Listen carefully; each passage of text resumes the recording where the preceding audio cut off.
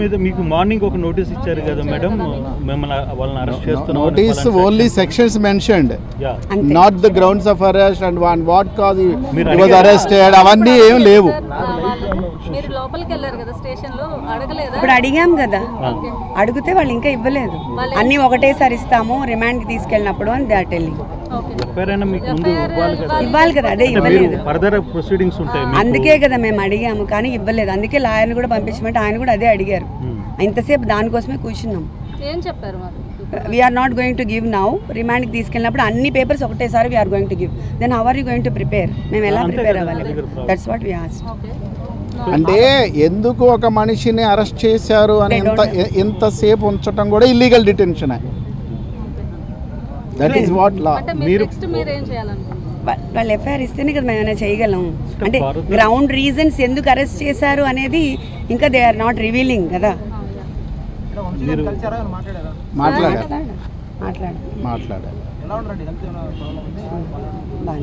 As of now is fine.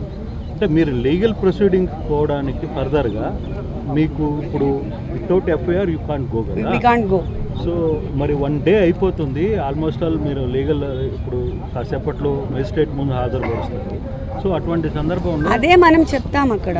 We can't tell anything. మీరు magistrate ముందు మీరు చెప్పే అవకాశం ఉంటుందని అనుకుంటున్నారు? ఆయన చెప్తారు, ఇంకా మనకి ఎట్లా అవకాశం ఉంటుంది? ఇప్పుడు మనకి ఎఫ్ఐఆర్ఏ ఇవ్వనప్పుడు, సర్వ్ చేయనప్పుడు, బట్ మన చేతులు ఏముండదు కదా. We can't proceed further. So overall episode ఎట్లా అనిపిస్తుంది?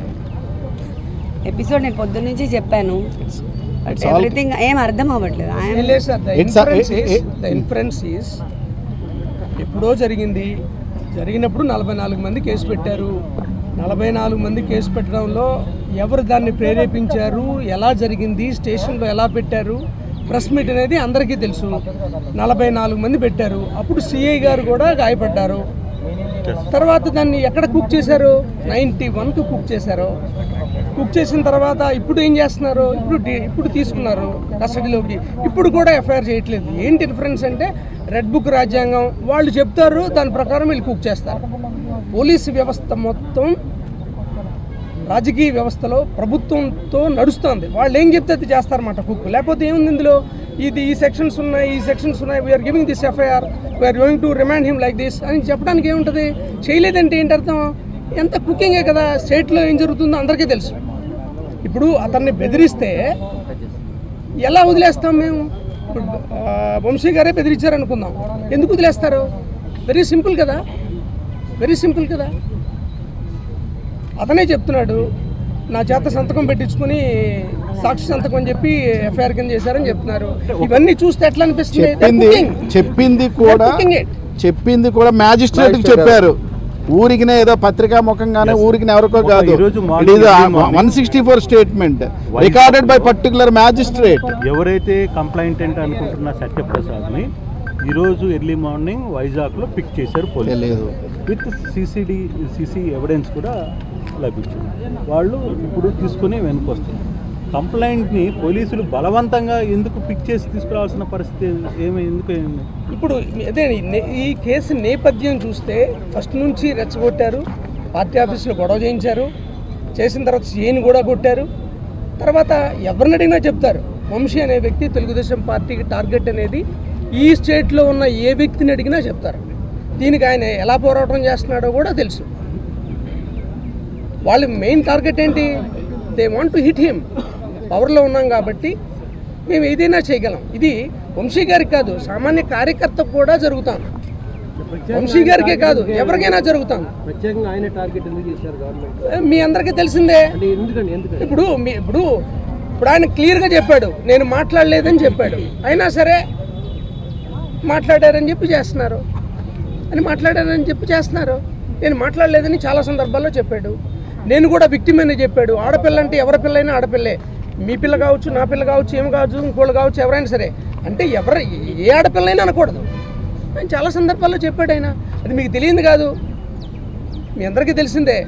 ఇక్కడ ఇన్ఫరెన్స్ ఒకటేనండి, అబ్బాయి చెప్పాడు అయినా సరే మళ్ళీ ఇప్పుడు దాన్ని మళ్ళీ ఇంకో రకంగా కుక్ చేస్తున్నారు.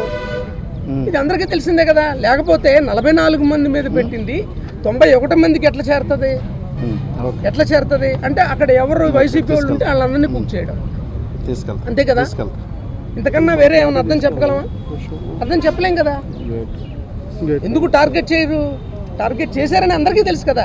ఈ స్టేట్లో ఎవరెవరిని టార్గెట్ చేశారు అంటే కొంతమంది వైసీపీ నాయకులు కూడా అది మాట్లాడడం తప్పని చెప్పి గతంలో చాలా సందర్భాలు మాట్లాడుంటే నేను కూడా చెప్తున్నాను. ఇప్పుడు నా పక్కన సోదరు ఉంది. మా సోదరుని అంటే నేను బాధపడినా? ఈ ఆడపిల్లైనా ఆడపిల్లే, డెఫినెట్లీ వీ కండెమ్ ఇట్. నేను మాట్లాడలేదనే చెప్పారు కదా ఆయన. మీరు భావిస్తున్నారు ఆయన మాట్లాడలేదు? ఆయన చెప్పింది చెప్తున్నాను. మీ సందర్భం కాదు కదా, ఆయన చెప్పింది చెప్తున్నాను.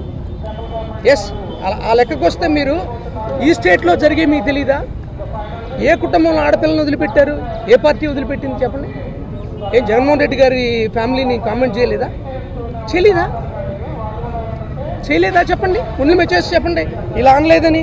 అంటే ఒక పార్టీ ఆడవాళ్ళ మిగతా వాళ్ళు ఆడవాళ్ళు కదా, మిగతా వాళ్ళ కుటుంబాలు ఉండవా, వాళ్ళకి మనోభావాలు ఉండవా? This is not that. మీకు కూడా విజ్ఞప్తి చేస్తున్నా,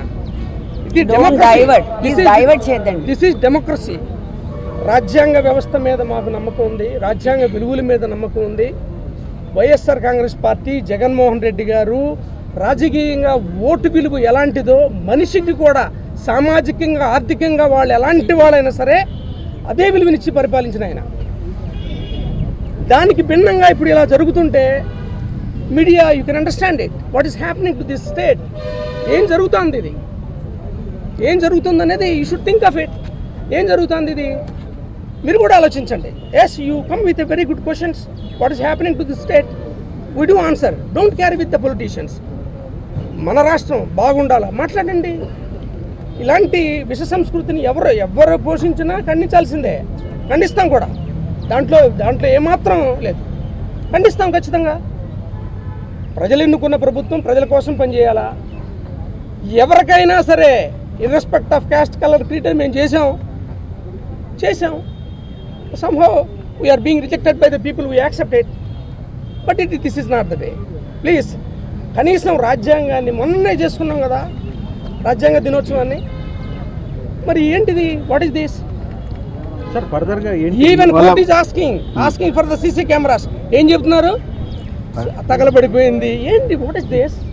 హైకోర్టు మాట్లాడుతుంది, మేము మాట్లాడటం కాదు, హైకోర్టు మాట్లాడుతుంది. What is happening? ఎల్లకాలం ఎట్లుంటుందా? కాబట్టి విజ్ఞులైన మీ అందరికీ మనం చేస్తున్నాం. ఖచ్చితంగా తప్పు చేస్తే right, you take in a right way, right డైరెక్షన్లో తీసుకోండి. ఇంత చేయాల్సిన అవసరం లేదు. ఇదిగో మీరు ఎట్లా చేశారు, ఎట్లా చేసాం, ఎట్లా ఇదిగో ఎఫ్ఐఆర్ లేదు ఇది. Yes, go with it. ఈ ఇన్సిడెంట్ ఎట్లా జరిగింది, ఎక్కడికి తీసుకొచ్చారు దీన్ని? Everything is happening like this only. Government establish అయిన తర్వాత ప్రతి సమస్యని ఇదే రకంగా చిత్రీకరిస్తున్నారు. ఏదైనా తీసుకోండి, you name it anything in this state, whatever happened in the past, they are making like this. ఇది మీ అందరికీ తెలిసిందే. ఇందులో మాట్లాడడానికి ఏముంటుంది? ఖచ్చితంగా మేము రాజ్యాంగాన్ని కట్టుబడి ఉన్నాం, బ్యాటిల్ చేస్తాం. ఎంతవరకు చేస్తారో చూస్తాం ఖచ్చితంగా.